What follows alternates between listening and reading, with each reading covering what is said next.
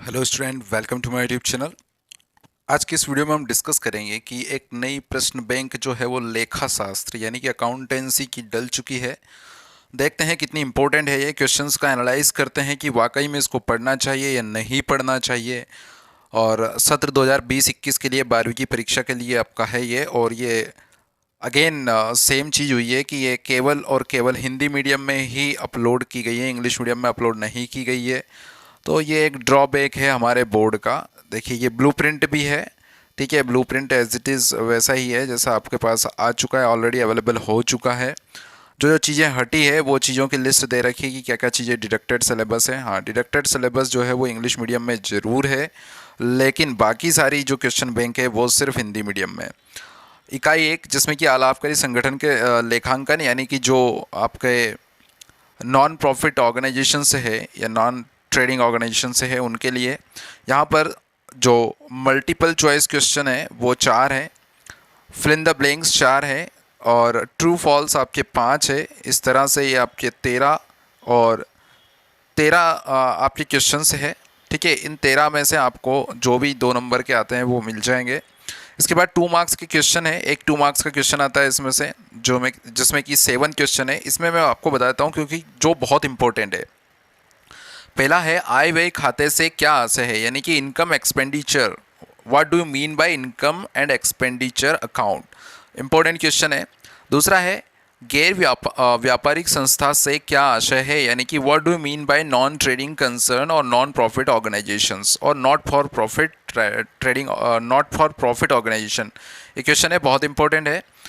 Third वाला है गैर व्यापारिक संस्थाओं की आय एवं व्यय की मदें लिखिए, तो this is also important question. तो यहाँ पे लिखना है कि राइट द हेडिंग्स और राइट द हेड्स ऑफ और sources of income and expenditure of non trading concern. उनके लिए कहाँ से इनकम और एक्सपेंडिचर होते हैं वो आपको लिखना है। उसके बाद स्थिर दान कोष क्या है, तो ये इंपॉर्टेंट क्वेश्चन नहीं है, बिल्कुल आप नहीं पढ़ेंगे तो कोई दिक्कत नहीं है।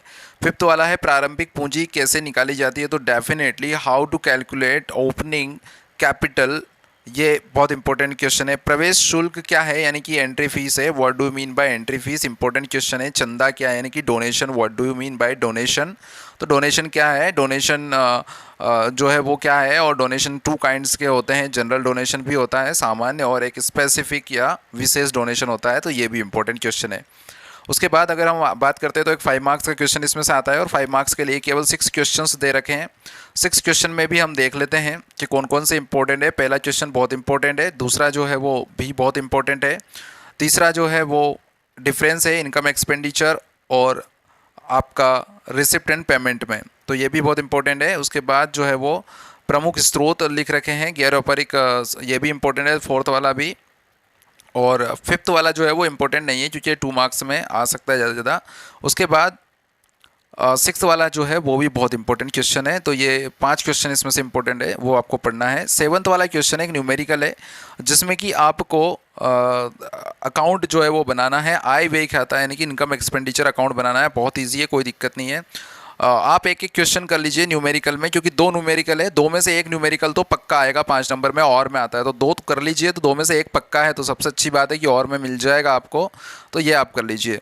उसके बाद साझेदारी लेखे यानी कि पार्टनरशिप अकाउंटिंग में अगर आप देखेंगे तो 4 जो है मल्टीपल चॉइस क्वेश्चन दे रखे हैं, एक मेज द कॉलम दे रखी है। उसके बाद 5 जो है वो 1 वर्ड 1 सेंटेंस में आंसर है। उसके बाद इसमें 3 और 4 मार्क्स के क्वेश्चन आते हैं, तो वो भी बहुत इंपॉर्टेंट है। मैंने पूरा देख लिया है, मैं आपको बता दूं कि लगभग सभी जो क्वेश्चन है इसमें वो इंपॉर्टेंट है। न्यूमेरिकल क्वेश्चन जो है वो बहुत अच्छे क्वेश्चन दे रखे हैं, कोई दिक्कत नहीं है। यहाँ पर आपको अधिकतर जो है वो आपकी 2 क्वेश्चन जो दे रखे हैं 8th और 9th वाला, ये जो है आपके वो आपकी कैपिटल गुडविल को कैलकुलेट करने का, जैसे कि 8th वाला क्वेश्चन है, इसमें आपको यहाँ पर लाभ हानि नियोजन यानी कि profit and loss appropriation account बनाना है, दोनों में, दोनों ही क्वेश्चन में, जो आपका 8th वाला क्वेश्चन है और 9th वाला क्वेश्चन है, इन दोनों में ही आपको बनाना है, ठीक है, profit and loss appropriation account.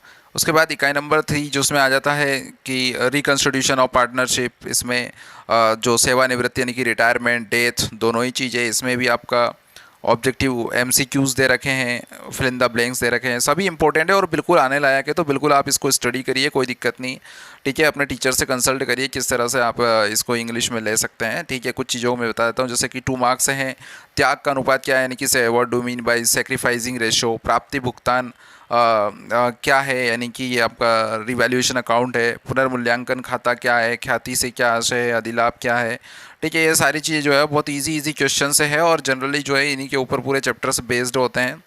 ठीक है, बहुत न्यूमेरिकल क्वेश्चंस भी दे रखे हैं, बहुत इंपॉर्टेंट क्वेश्चंस है। यहाँ पर आपको अधिलाभ विधि से जो है इसमें आपको गुडविल का कैलकुलेशन करना है, ख्याति की गणना करना है, साझेदारी फर्म का समापन यानी कि उसका डिसोल्यूशन ऑफ पार्टनरशिप फर्म है। ठीक है, इसमें भी आप देख लीजिए, बहुत ज़्यादा ऑब्जेक्टिव भी नहीं है। ठीक है, बहुत ज़्यादा फिल इन द ब्लैंक्स वगैरह ये भी नहीं है, इसमें 3 मार्क्स का क्वेश्चन आता है और बहुत इजी क्वेश्चंस दे रखे हैं, कोई दिक्कत नहीं है। अगर आप करने बैठेंगे तो इसको आप सॉल्व कर लीजिए, ज़्यादा 4 से 5 दिन आपके लगेंगे, उसमें आप सॉल्व कर सकते हैं, बहुत बड़ी प्रॉब्लम नहीं आएगी क्योंकि आप पहले से ही तैयार हो, पहले से ही आप बहुत सारी चीज़ें कर चुके हैं। कुछ एक क्वेश्चंस हैं जो आपको एक्स्ट्रा मिलेंगे, उनको भी आप कर लीजिए, कोई रिस्क नहीं लेना चाहिए। तो ठीक है, अगर आपको चाहिए कि 100 आउट ऑफ 100 आप अकाउंट में लेके आना चाहते हैं तो बिल्कुल आप उनको भी कर लीजिए, कोई दिक्कत नहीं है। यहाँ पर भी जो है वो डिबेंचर्स वाले क्वेश्चन से है, बहुत इंपॉर्टेंट क्वेश्चन है सारे, कोई दिक्कत नहीं। न्यूमेरिकल बहुत इजी दे रखे हैं, कोई दिक्कत नहीं है। कंपनी वाले हैं, कंपनी में भी आपको ऑब्जेक्टिव थोड़े ज़्यादा है क्योंकि इसमें ऑब्जेक्टिव आते भी है ज़्यादा। उसके बाद 2 मार्क्स के क्वेश्चन है, 11 क्वेश्चन है, ये भी बहुत इजी है, कोई दिक्कत नहीं है। उसके बाद 4 और 5 मार्क्स के क्वेश्चन हैं, इसमें भी बहुत इजी क्वेश्चन है, कोई दिक्कत नहीं है। एक 4 एक 5 मार्क्स का आता है, सॉरी 4 मार्क्स के ज़्यादा आते हैं इन दोनों में से मिलाकर। ठीक है, तो बहुत इजी है। उसके बाद रोकड़ प्रवाह यानी कि कैश फ्लो स्टेटमेंट वाला है, तो इसमें भी बहुत इजी है, कोई दिक्कत नहीं है। यहाँ पर आपको कैश फ्लो की कैलकुलेशन करने वाले हैं, तो इसके अलावा और कोई चीज़ नहीं है। यहाँ पर अगेन जो है पिछले वीडियो में लिखा था वही लिखा है, हौसले के साथ करें 5 सकारात्मक प्रयास। ठीक है, आप अगर सकारात्मक रहेंगे, पॉजिटिव एटीट्यूड रखेंगे तो definitely everything is possible, everything you can solve. ठीक है, हर चीज़ आप सॉल्व कर सकते हैं, कोई बड़ी दिक्कत नहीं है। अगर कोई दिक्कत आती है तो प्लीज़ आप कमेंट करके बताइए। I will try my best to provide you all the available, or I mean to say all the needful information to you। मैं सभी जो ज़रूरी इन्फॉर्मेशन है वो आपको प्रोवाइड करूँगा, कोई दिक्कत नहीं है। I will try to translate in English, but if I cannot promise you, मैं आपको वादा नहीं कर सकता कि मैं इसको इंग्लिश में ट्रांसलेट करके बताऊंगा, but if I will get some time, अगर कुछ समय मुझे मिलेगा तो डेफिनेटली जो है मैं इसको ट्रांसलेट कर दूंगा, क्योंकि इतना इजी नहीं होता है, बहुत सारी चीज़ें हैं और टाइम भी लगता है। ठीक है, अगर पॉसिबल हुआ तो करूँगा। तो आज के इस वीडियो में इतना ही स्टूडेंट्स, आप स्टडी करते रहिए, कोई भी दिक्कत आती है आप कमेंट करके बताइए, इंग्लिश से रिलेटेड, अकाउंट से रिलेटेड, बिजनेस स्टडी से रिलेटेड या इकोनॉमिक्स से रिलेटेड, जैसे और भी आती जाएंगी मैं आपको इन्फॉर्म करते रहूँगा। ठीक है, मैं आपको अवेलेबल भी करवा दूँगा। ठीक है, तो आज के इस वीडियो में इतना ही, थैंक यू वेरी मच।